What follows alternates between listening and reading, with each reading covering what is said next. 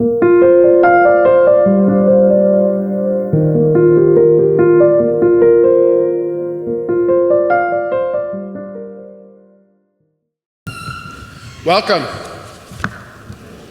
Let's try that again. Good morning and welcome. All right. I'd like to offer a special welcome to any newcomers or visitors with us today. If we haven't met yet, I'm Deacon Bill Grimes, and on behalf of Father Peter and Father Declan and the entire St. Mary's community, please know what a great joy and blessing it is to have you here with us today. This weekend is the third weekend of our September homily series entitled New Beginnings. The first weekend, Father Peter spoke about discipleship, that following Christ requires commitment, and that we must put him at the center of our lives, even if it costs us something. Last week, on the Feast of the Exaltation of the Cross, Father Declan reminded us that our suffering can be united with Christ's suffering on the cross. And just as the Chicago tour bus needed to change course, so too, we sometimes need to let Christ redirect us so that our lives remain centered on his love, the love we see most clearly on the cross. This week, our theme is, faith is not just for an hour on Sunday, it's meant to shape our entire lives. Let me explain. When I was a student at DePaul University, I often helped out at Sunday Masses, being an altar server, ushering, or whatever was necessary. The rest of the week was packed with classes, studying, and a part-time job. One afternoon, I happened to cross paths on campus with a priest I knew very well, Father David. We exchanged the standard greetings, and then he began to tell me about the Catholic Men's Group Outreach Project, delivering meals to the homeless. He shared the details and then said something that stayed with me. I'm not sure who was fed more spiritually, us or the people we served. Then he looked me right in the eyes and asked, "Why didn't you join us?" Well, I answered pretty quickly, and perhaps even a little proudly, that I already gave my time on Sundays at Mass. I didn't have time during the week because of school and work. He smiled gently and said words that I'll never forget. "Bill, you're called to live your faith all week long. If your faith only fits into a 1-hour slot on Sundays, you're missing what it's really all about." I didn't have a response, and I'm not sure he was expecting one. But those words planted a seed in me that has never left. In today's readings, we hear that same message. Faith is not just for Sundays, it's a way of life.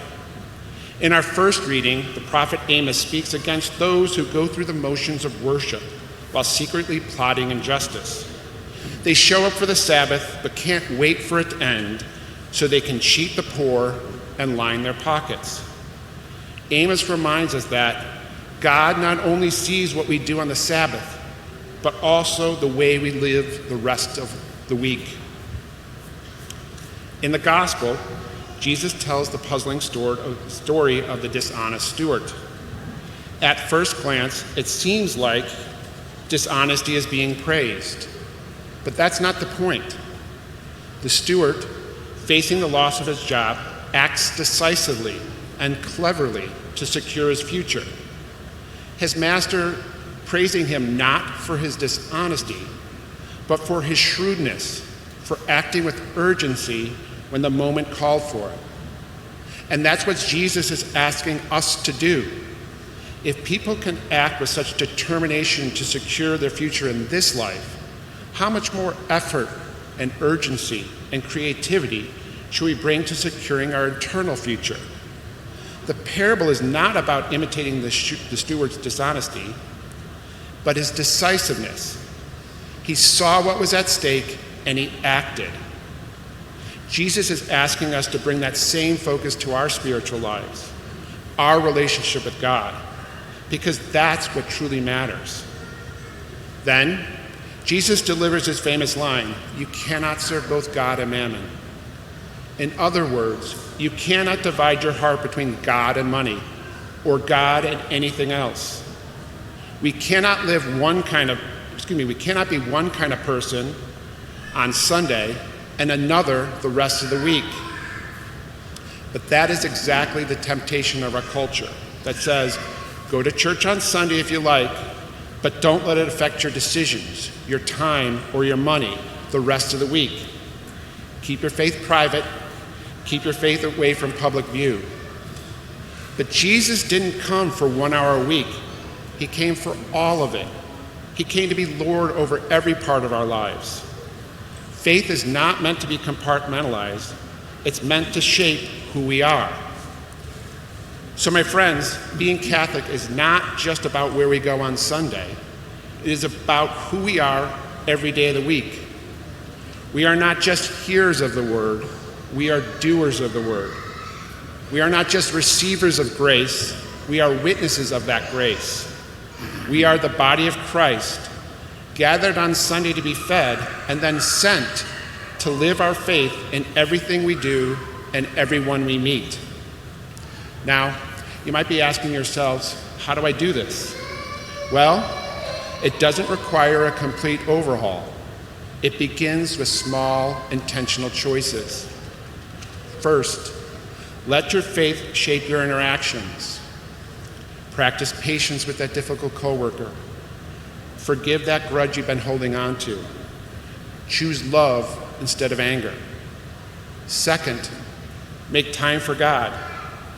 When you get up in the morning, before checking social media or logging into email, take 5 minutes to pray. Maybe read the daily scriptures, or end the day with a short prayer of gratitude. Third, live with love and generosity. Offer your time and talents. Check on a neighbor who's alone. Mentor somebody in the faith, or volunteer your time here at St. Mary's. It doesn't matter which small steps we choose. What matters is we choose to make our faith more than just an hour on Sunday. We choose to make our faith who we are. We choose to make our faith our way of life. Turning back to that day at DePaul, Father Dave's words challenged me deeply, and frankly, they still do. They remind me and all of us that the Catholic life is not just about coming to church. It's about being sent from church to live differently in the world. So let me offer you 2 spiritual challenges this week. First, choose one way to live your faith publicly. Maybe pray before a meal at a restaurant. Maybe volunteer or perform an act of service. Or maybe say something kind or courageous because of your faith. Second, invite someone to attend Mass with you next weekend. A friend, a neighbor, a coworker, someone who's been away from the church for a while, or someone who's never been. Extend the invitation and let your light shine. My friends, let us begin anew, living in such a way that the world knows who we love and serve, not just on Sundays, but every day of our lives.